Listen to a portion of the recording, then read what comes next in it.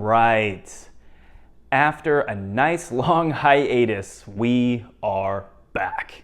I'm DeMarco Crum. This is a Strength with Purpose show, and we're back with the podcast. It has been a very insane last 4 months. So I'll give you a quick Cliff Notes version of what's been going on. So end of July, my wife finished her fellowship, her child psychiatry fellowship, and this was a 6-year program. She did a 4-year residency, then a 2-year fellowship. So we finished that up in Boston, we packed up our bags, and we drove south. So we are now in Durham, North Carolina, and we love it here. Obviously, we missed our Boston family, but it's a wonderful place that we're living in, and we're super happy. It's a wonderful place. Moving, obviously, comes with a lot of tasks and challenges on its own. So you got to relocate, you got to pack up your stuff, you got to unpack, you got to find your new apartment, get doctors, get school figured out now that Vivi's school age, and get reestablished, get resettled, and set new habits and routines. So anyone that's moved, especially anyone that's moved with children, understands that it is quite an operation, to say the least. So we're here, we're settled, and rocking and rolling. And man, it was end of July, and before I knew it, I looked at the calendar and said, holy crap, it is almost Christmas. And this year has zoomed by, and it's amazing. The time really has gone by so fast. Everyone told me, they said the older you get, the faster time goes back. And when you have kids, someone just feels like Adam Sandler just hits that fast forward button on the universal remote controller, and that's certainly what it has felt like. So with that in mind, I've been thinking about what I've accomplished in 2024. And there are a lot of things that I set out to do that I did do, and also things that I set out to do that I did not do. Now, I'm happy to say the stuff that was most important to me was accomplished. There were certain health and financial and relationship focused goals that I wanted to knock out and really crush this year. And I'm happy to say that I'm at probably about 70 to 80% as far as hitting the goal. So I'm pretty happy with that, all things considered, especially, again, going through a big move, traveling across multiple states. And making it and being in a new environment, new routine, and all that good stuff. So that is the theme of today's episode. It's funny, we haven't done a podcast in several months now, and here we are at the end of the year, but I want to talk to you about the 3 habits that I am going to adopt myself and that I think you should be adopting in order to crush 2025. And basically, the first one is I want you to commit to some type of physical practice. Now, I'm keeping it broad. I'm saying physical practice because it can be anything. It can be walking, it can be jogging, it can be going to a gym, committing to a strength training routine. It can be picking up pickleball or racquetball or tennis or some kind of martial art or joining a boxing gym. It can be hiking. It could be axe throwing. Go to an axe throwing bar. I remember talking to one of my clients who, she doesn't really consider herself to be very athletic, but she enjoys throwing axes and shooting weapons at a range. So it's kind of funny, but those are still considered sports. So, and they're active. They require you to be active and to move your body. So going into the year, and I want you to be thinking about it right now, by the way. I want you to be planning now and taking action now so that we can get started on 2025, because it is right around the corner now. It is incredible how lightning fast these days, weeks, and months and years are going by. But I want you to commit to a physical practice. And just to give you myself for an example, I've been doing kettlebell training the last 6 years. It's been wonderful. I've been able to maintain my consistency with training with minimal equipment.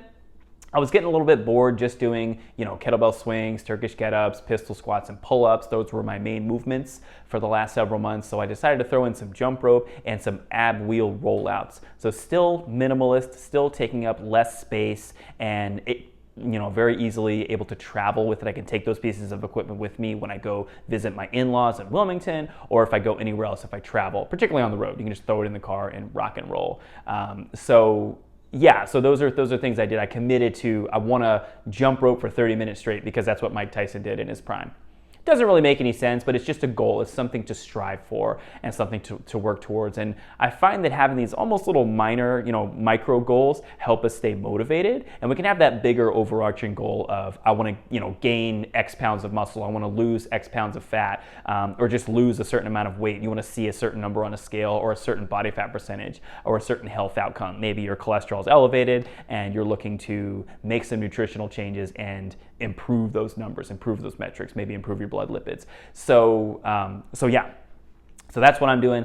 I want you to just pick something that you enjoy and stick with it. Aim to do it 2 to 3 times a week. Now, hiking is, of course, great if you're in North Carolina like I am, where the weather's pretty mild through most of the year. It's definitely, it gets hot in the summertime, but you can make adjustments. You can get up earlier, you can go out later, when the sun is down, of course, maintaining your personal safety at all times. But, being outside, I'm able to be outside much more during the year here versus when I lived in New England when it got very cold and very dark. And when you're walking your dogs, there's a lot of salt on the ground after, during the snowy season. So certain environmental factors that, variables that factor in. So that's why it doesn't have to be hiking. I want you to, make it your own. Find something that you love to do. It could be, getting a Peloton bike or getting a treadmill or getting a rower and just doing that. It could be swinging a kettlebell.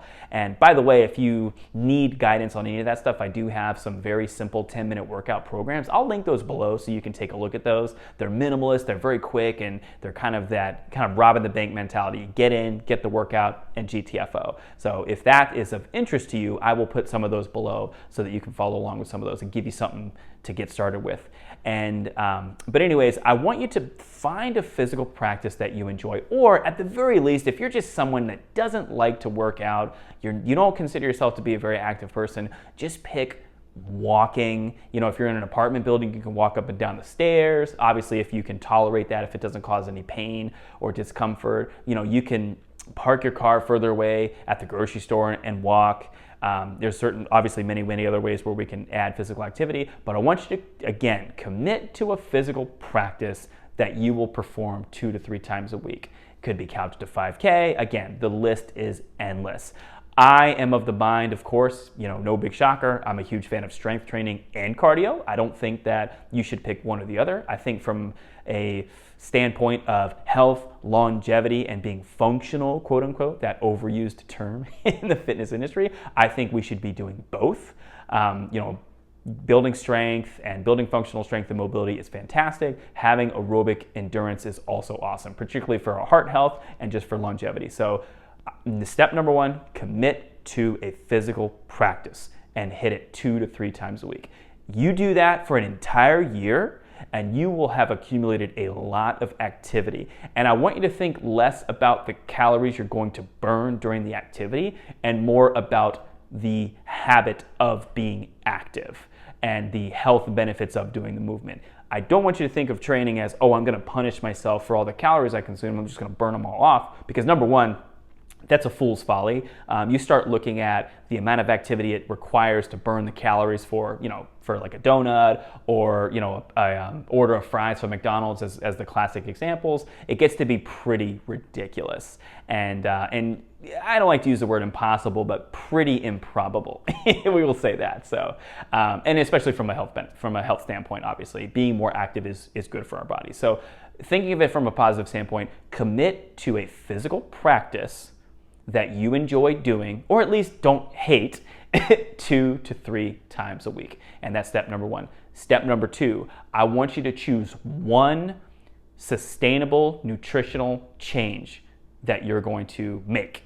And I want it to be, when I say sustainable, I don't want you to go on a crash diet. I don't want you to say, okay, I'm just not gonna eat anything with sugar in it, or I'm not eating carbs anymore. Nothing that's extreme that you won't be able to sustain. Now, if you want to make that wild of a change and you can maintain it, and it's something that you can adopt for long term, then go for it. I think that's great if it's something that you can do long term. If it's something you're going to do for like 1 to 4 weeks and then go back to what you're doing, then I don't recommend that, because then that's what we call yo-yo dieting, where we do a crash diet. You lose a little bit of weight, and then you just yo-yo your way back up, and you go back to your previous lifestyle, and then everything comes back and more. I've seen it many times where people do the Whole30, which was super popular several years ago, and kind of comes in and out of in and out of vogue, and people will have these amazing transformations, especially people that are strength training while doing them, because those people, they tend to actually build or maintain the muscle while burning off the fat. And those people, you're like, damn, man, you really kicking ass. That's awesome. I'm super happy for you. Then you see people that they just do the dieting and they cut their calories down too low, and then they lose fat and muscle. And we don't want that. We don't want that catabolism of muscle. We want the catabolism of fat. We want to maintain the muscle at least. And if we can build muscle, that's even better. That's going to make you stronger, healthier, and make your body more resilient. So I want you to commit to one nutritional change that is sustainable, and I want you to do it one per quarter. And that way you can accumulate a lot of results with very minimal effort. Myself, for example, the main thing that I changed last year was that I focused on the myplate.gov recommendation that, please correct me if I'm wrong, I believe this came out during the Obama administration. I think Michelle Obama, First Lady Michelle Obama, was the one that helped put this together. And basically it's a simple rule of half of the plate is fruits and vegetables. And it's that simple. And obviously you're going to get your vitamins, your minerals, all those wonderful micronutrients. On top of that, you're going to get a lot of fiber. And then the really cool thing is you're going to kind of pre-fill yourself up a little bit before you go over into your starchy carbs and your protein. Now, I still want you to get high protein, enough protein for your body weight.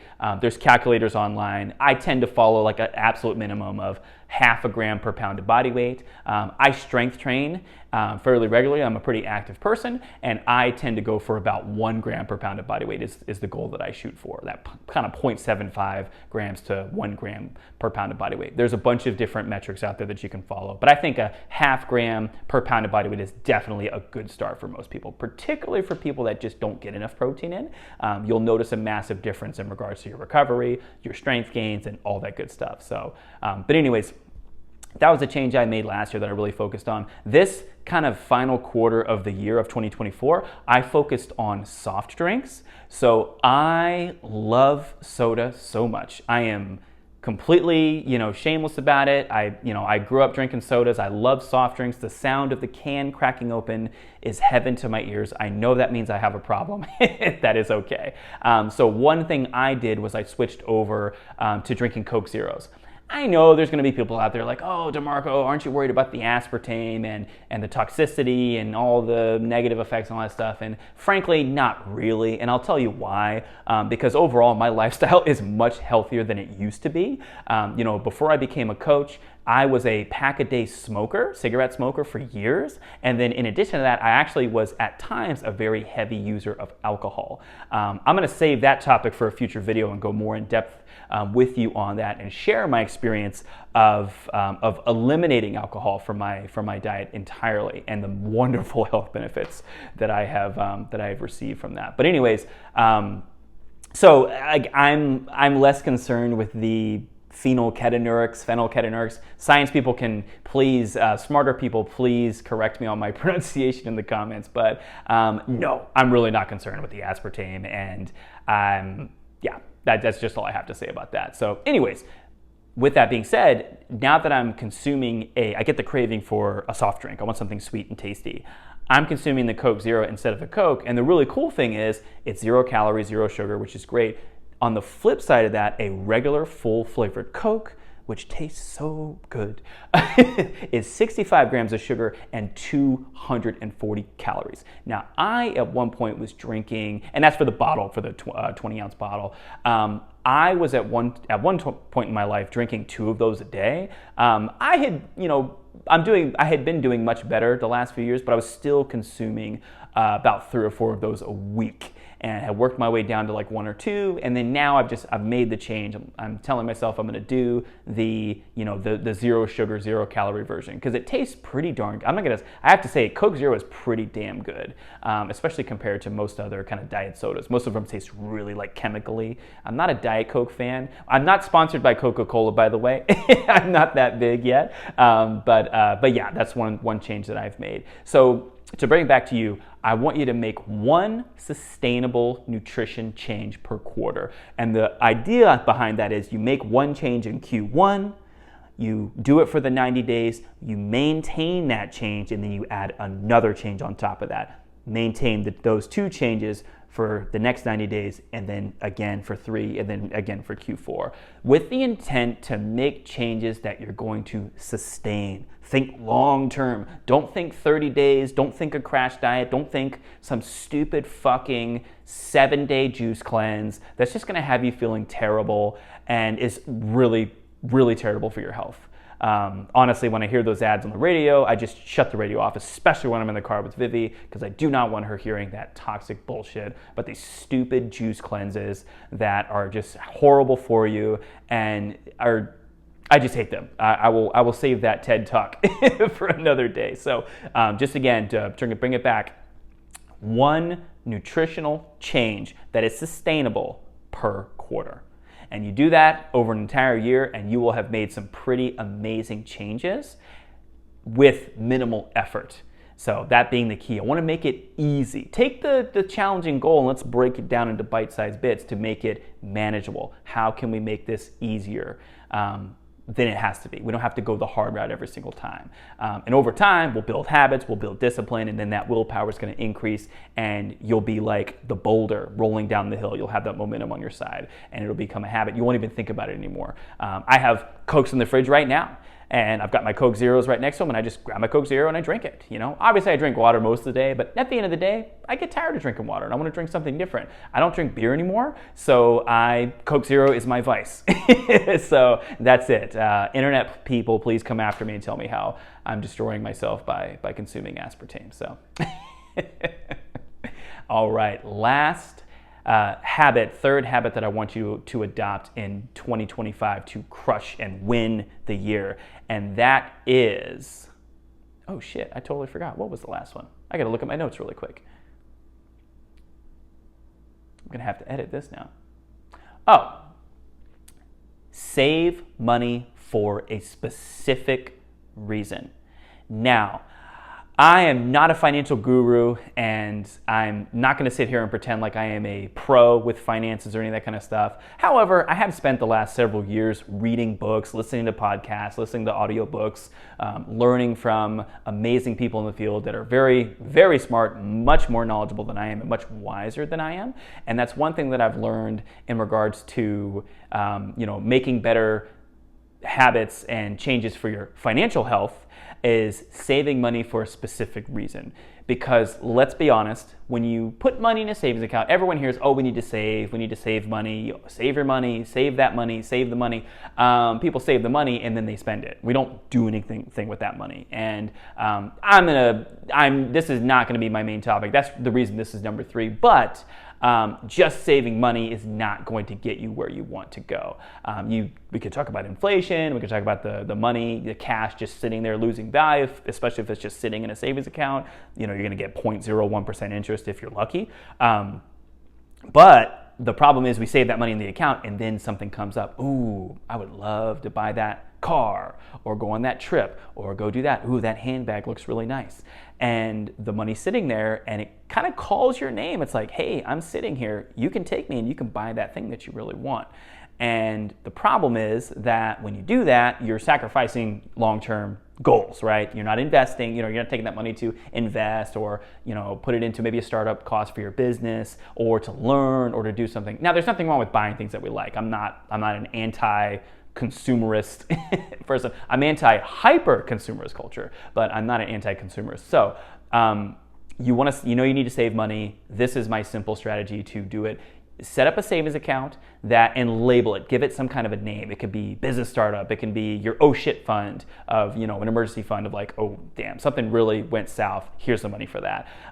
And have it in your mind and with the name and look at that account and say, okay, that money is for that purpose. I need to not touch it. And then you develop a little bit of a mindset of, yeah, I'd love to go on that trip and I could take from that account, but now I'm taking money away from the startup cost for my business or the certification course that I want to go to better myself and learn and network and develop and become a better coach, or a project that I'm wanting to work on, some kind of a nonprofit. Maybe you're saving money for donation. You give it that important reason to be there, and it's going to be harder to take money out of there without feeling guilty. And it's going to help kind of give yourself that kind of like, not peer pressure, but internal pressure to keep it there and leave that money there for whatever the reason that you have it for. Myself, I'm putting together a new group fitness experience centered for dads. So I have some money in an account that I'm going to be using for my startup for my equipment, for advertising, and all that kind of stuff. So whenever I pull up my app, my banking app, I look at it and I go, okay, that money's sitting there in my hand. I still have that temptation because I used to have really bad habits with money. I will reach and think, oh, I could do something with that. Nope, DeMarco, that's for the business startup. That has a purpose. You need to leave it alone. I'll kind of have that internal struggle. Now, I mean, that doesn't happen all the time. It's just every once in a while something comes up and it's like, oh man, I'd love to do that. But remember what our goal is. Dan John, one of my favorite coaches and a wonderful inspiration of mine and the person that actually got me into kettlebells, funny enough, said that the goal is to keep the goal the goal. So focus on what you need to be doing and try your best. We're going to make mistakes, obviously, but try your best to focus on what needs to be done and, stay on point, right? Stay on task, as they say in school. So to wrap it up for you, you've got 3 habits that I want you to adopt in 2025 to win and make it your best year ever. Number 1, commit to a physical practice that you will perform 2 to 3 times a week. Number 2, make 1 sustainable nutritional change per quarter. Number 3, I want you to save money, but save it for a purpose. Save it for investing account in the future. Save it for a business startup. Save it for a certification event you're going to go to. Save it for a networking event. Hell, save it for a trip. Save it for a family trip that you're going to go on. Something that is meaningful to you, put it in that account, give it that specific name, and just leave it the hell alone unless the sky is falling and you just, you have a major car repair, something happens, obviously you got to dip into that fund whenever you need to. So, but that's it. That's all I got for you guys. I hope you got value out of this. If you did, please hit the thumbs up, like this video, please subscribe to the channel. I'm very excited to be back in the studio bringing you this awesome content. And you can check me out on Instagram. I'm at Strength with Purpose on Instagram. And I have a lot more content coming your way. We will see you guys next time.